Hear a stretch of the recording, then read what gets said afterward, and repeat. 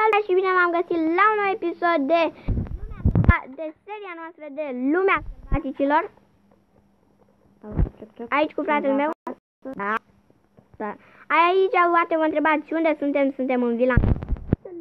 Aici suntem la bucătărie. Hai să ne culcăm repede, du-te cu la etaj. Aici baia, am două băi. Bine, e cam mică. Aici ai dormitorul. Aici avem PC-ul. Aici avem PC-ul. Foarte vechi, dacă mă întreb. Păi de ce e foarte vechi? Avem padă la cu liane. Cât de cât frumoasă liane acolo. Uite, profit. Ia.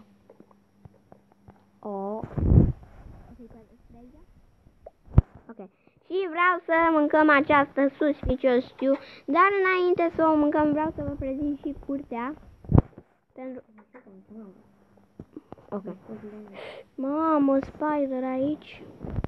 Am bătut și un raid ieri. Ok. Ok, o să revin. Creep. Nu e niciun creeper. Dă din tine. Și aici este la mea. Bine, băieții răi! Uite-i după gard. Au venit băieții răi. Cu ocazia asta aveți merge și bate și raidul. Am mai bătut. Bă, îmi dă dură ăștia, am 3 inimioare. Haide să mâncăm. Dacă n-ai armură pe tine, Suspicious stew-ul. Jambul! Nimic. Acum întrebe. Bă, cine tot dă mine? Am 5 emeralde. Bra. Eu am primit 12, mi le-am pus în negăr, ce vreau. Păi tu ai omorât mai mult. Am și looting 3 pe stabil. Ai looting? Am toate enchantele.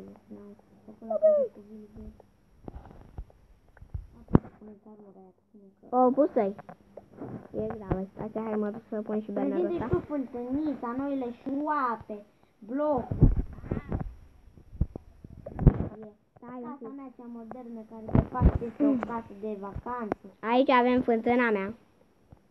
Fântâna oraș. Fântâna orașului am făcut mult pentru... Mașina de fapt este o mașină de golf. Ia stai, ca să faci stocul mai repede cu diavolul ăsta, moca.